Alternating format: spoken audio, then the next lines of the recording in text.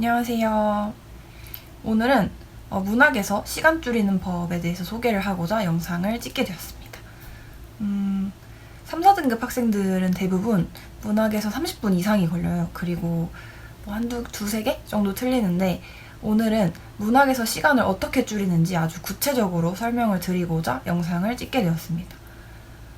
비문학 훈련을 열심히 했어도 문학에서 30분 이상이 넘어가 버리면 비문학 풀 때 시간이 없으니까 우리가 평상시에 연습해왔던 그 비문학 독해 습관이 안 나오거든요.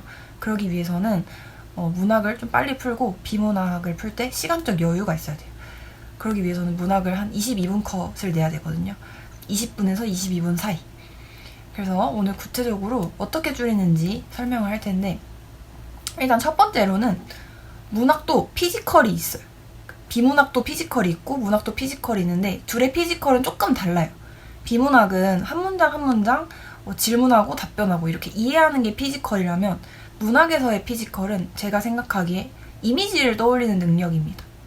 근데 대부분이 이미지를 떠올려 본 경험도 없고 이미지를 어떻게 떠올리는지도 몰라요.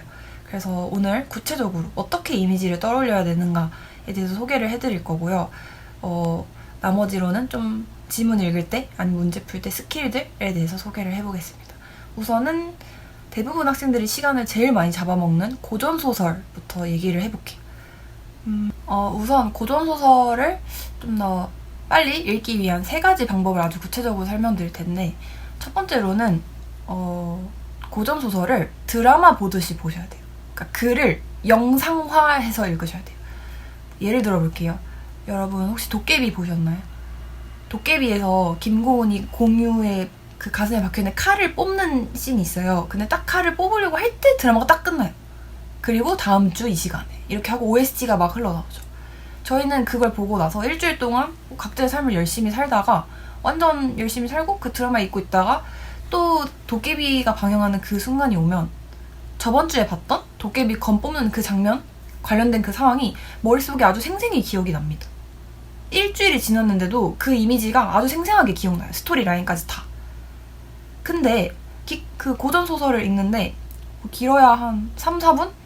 3, 4분밖에 안 지났는데 학생들 대부분 그래요. 전에 무슨 상황이 있었는지 기억이 안 나요. 그래요. 고전소설 내부에서.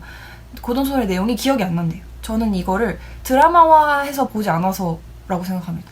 고전소설을 읽을 때 사극 드라마를 본다 생각하고 막 인물이 머릿속에서 걸어다니고 막 둘이 막 계략을 펼치고 막 곤란하게 하고 막 장군이 전쟁 나와가지고 막 전쟁에서 막 칼로 베고 이런 거를 영상화해서 사극 드라마 보듯이 보면 기억이 날 수밖에 없는데, 그 과정을 생략한 채로 텍스트를 그냥 글자 그 자체로만 읽으려고 하니까 기억이 안 나는 거예요.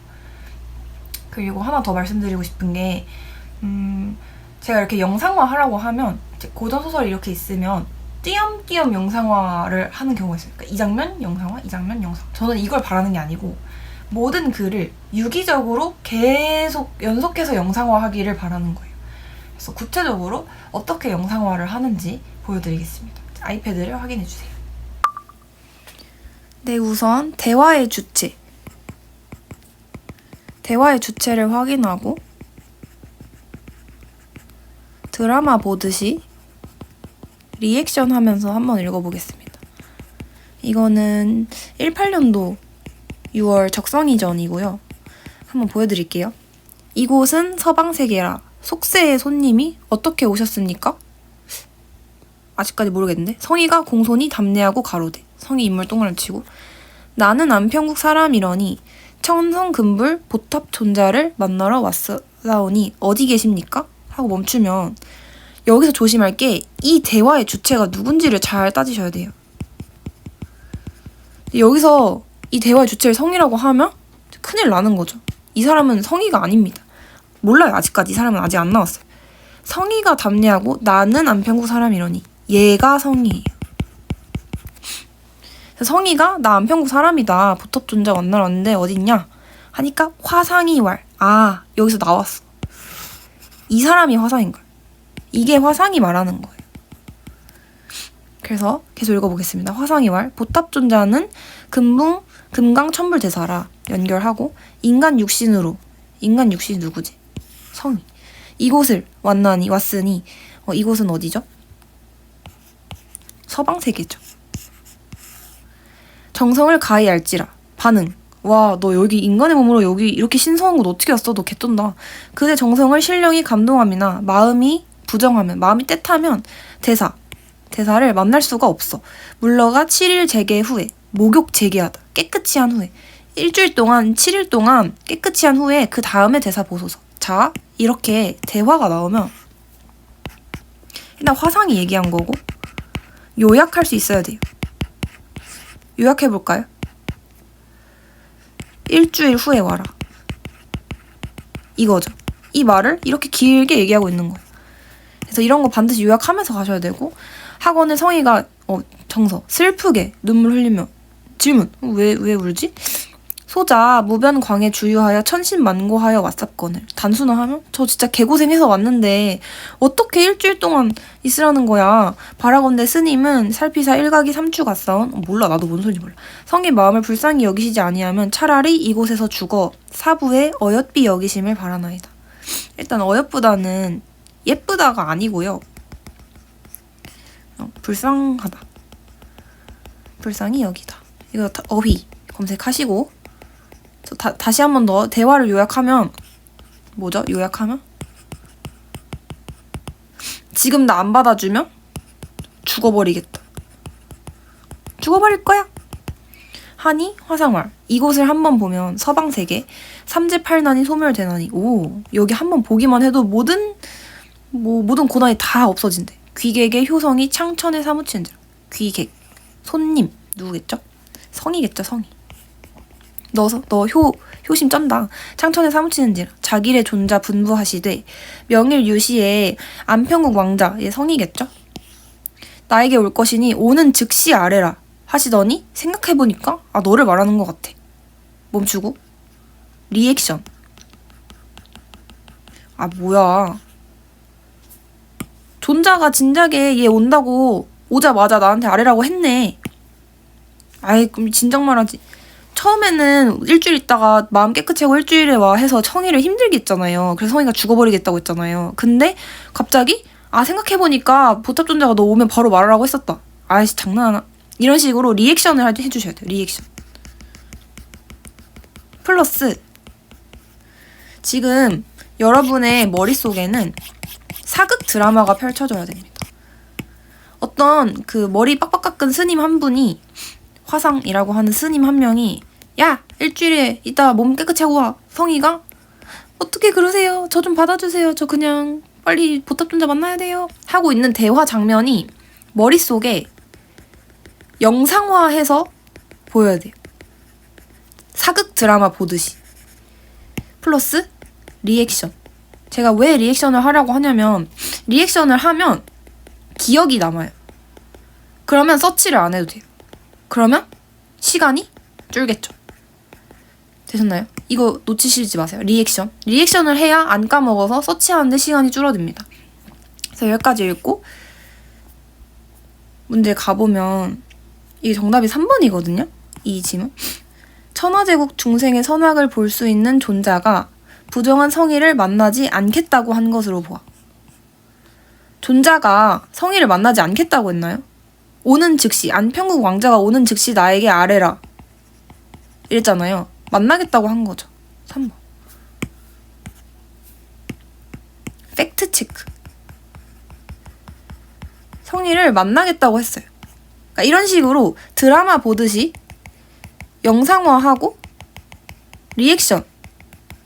보탑존자가 오라고 했는데 화상이 일주일 동안 깨끗이 하고 오라고. 개고생시켰네. 약간 이런 식으로 리액션을 하면서 읽으면 바로 생각이 나서 서치를 안 해도 됩니다. 서치를 안 해도 되면 시간이 압도적으로 감소하겠죠. 이런 식으로. 그리고 제가 강조하고 싶은 두 번째 스킬은 고전소설에서 대화가 되게 많이 나오잖아요.